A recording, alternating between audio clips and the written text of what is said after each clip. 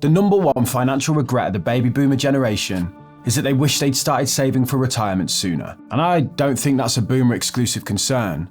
One of the most common things that people say to me is, I wish I'd started all of this sooner. Growing concerns of a retirement crisis certainly don't help. It's easy to see why when most people start taking retirement seriously in their 30s, 40s, or even 50s, they can quickly come to the conclusion that they've started too late. But is that actually the case? The retirement crisis. Give us your diagnosis of that problem right now. You got that, you got that, you got that milk money. I got that, I got that, I got that milk money. Time is up. I got that milk money. On August 8th, 1949, Life magazine published this article about widely renowned American artist Jackson Pollock. In it, they raised a question. Is Pollock the greatest living artist in America? They'd wanted to proclaim him as such, but there was another contender for the crown who just couldn't be ignored. Anna Mary Robertson Moses was a commercial force the likes of which the art world rarely sees. In a single year, Hallmark alone shifted 16 million Christmas cards with her designs on, not to mention the cups, stamps, and just about any other surface her work could be plastered onto. Anna is one of the most successful artists of all time, but most won't know her by that name. Instead, they call her Grandma Moses, because she didn't start painting seriously until about the age of 76. Such is the surprise that a person can have any use in their later years, that every time she's discussed, every search you make about her, the first thing you see is not a discussion of her art, but her age. As a culture, we're obsessed with age and youth. It's this idea that you're too old to make a difference, and then the surprise when you actually do, that is relevant to today's discussion. Because this paper from the Institute of Fiscal Studies discusses making a difference in later life, and I think the results will surprise you. The premise is simple. The IFS think enough has been said about how much you should save for retirement, but no one is talking about when you should save for retirement. The most common way of saving for your retirement is the auto-enrollment scheme at work. And in this example, let's say you pay the minimum payments on a monthly basis. You're paying around 8% in total of your gross salary into a pension, and that amount stays static over the course of your life as a percentage of your overall income.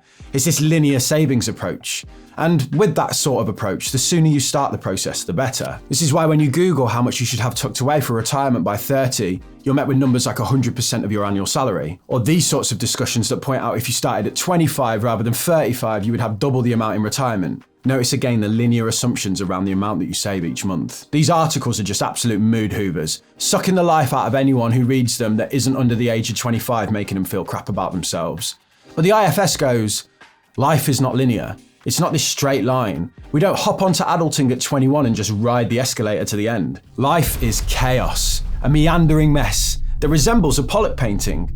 And at different points in our life, we face financial challenges and milestones that rock our worlds. This paper looks to acknowledge that, and its findings make an absolute mockery of the notion that you're starting too late if you're 35, 45, or even 55. They actually argue that it's not optimal to have a consistent savings approach throughout your life, and they actually say that in some years we should save nothing at all. Saving anything every year of your life may not be the best thing to do. The dotted line on this table reflects this consistent savings approach we've discussed, and these are the lines that this paper argues are the optimal approach if we're accommodating for the curveballs and milestones an average person faces in their life. Now, when I say optimal, what the paper is looking to do is smooth out living standards over the course of a lifetime, basically to make sure that you have money to spend on life when you need it, and then that you save more when you have the ability to save more. They modelled this in a few ways, which we'll look at in a second, but in almost every case, the optimal period to do the majority of your retirement savings comes after the age of 45. You see the saving rate just shoots up here on the graph. This chart, as I said, is a combination of 3 different charts or models that they ran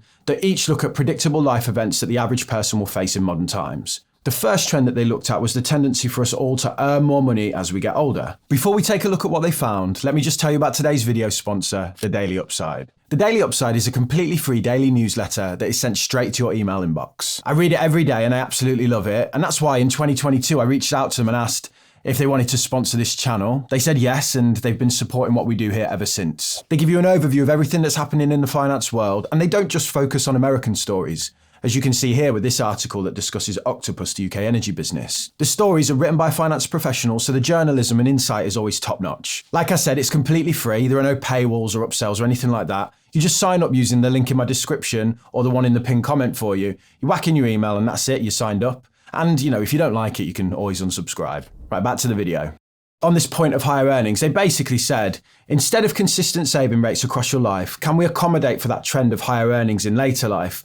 So when we're older, we relieve some of the pressure to save on our younger, poorer selves. and then pick up the slack when we have more disposable income and less commitments. Remember, they're optimizing for quality of life here, and what they want to do is still end up in the same position in retirement. So even though there's not been this consistent saving rate, we still end up in the same place with the same amount of money at retirement. They concluded that this could be done following a pattern where beyond 35, the saving rate shoots up. Here is your consistent rate of saving that reflects the current auto-enrollment pension scheme. And here is an approach that accommodates for the trend of higher earnings in later life, optimized for smoothing out lifetime living standards. The three different lines here represent the levels of education that you might have, as that is an indicator of your total earnings and also your cost of living.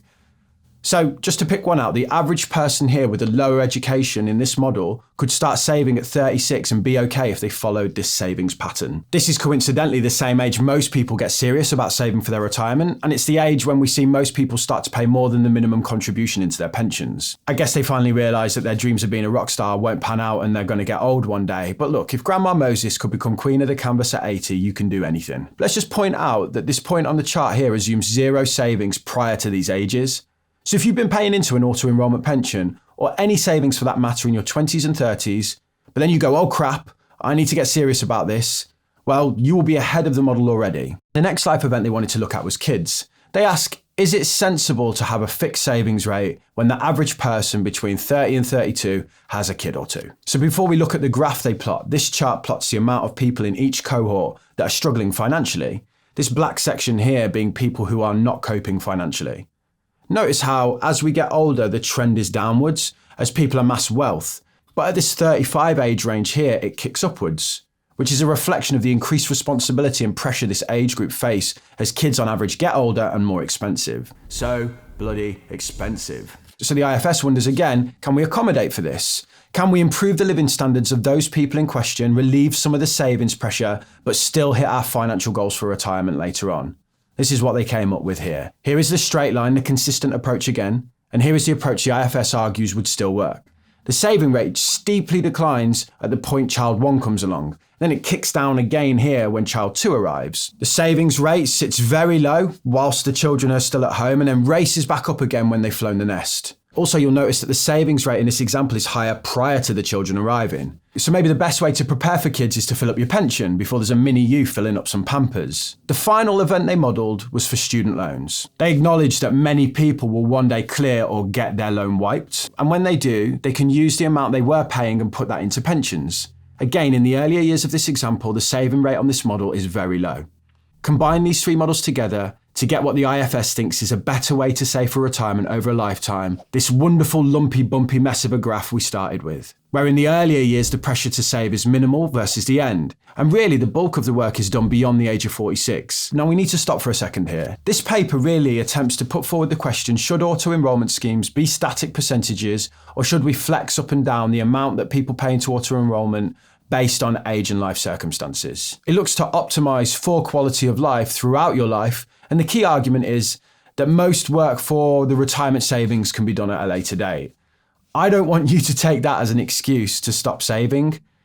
You know, it's still very much the case that any money that you save early on is going to help relieve the pressure later on down the line. They model this themselves and show how by being in the auto work enrollment schemes early on in life, you relieve a lot of the savings pressure later on down the line. Below, I've linked a document that I've put together that looks at some of the fund choices available inside of most of the work-based pension schemes that people are part of. Check that out if you're looking to get more actively involved in your work-based scheme. This discussion around when is best to save is a pretty nuanced debate, and they've had to make loads of assumptions about rates of return, your earning potential, and the fact that your children will have left home and won't still be sat on the sofa at 25. The point of this video is not to convince you to delay savings. You should 100% save as much as you can, as early as you can, because it's just going to lighten the load.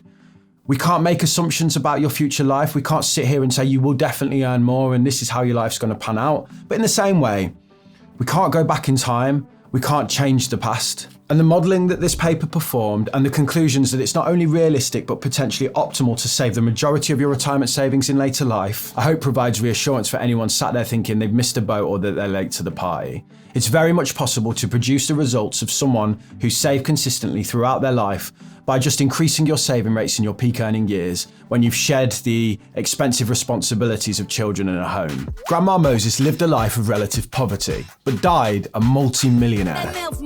For most most of her adult life, she lived and worked on a farm. That milk money. I'm sorry.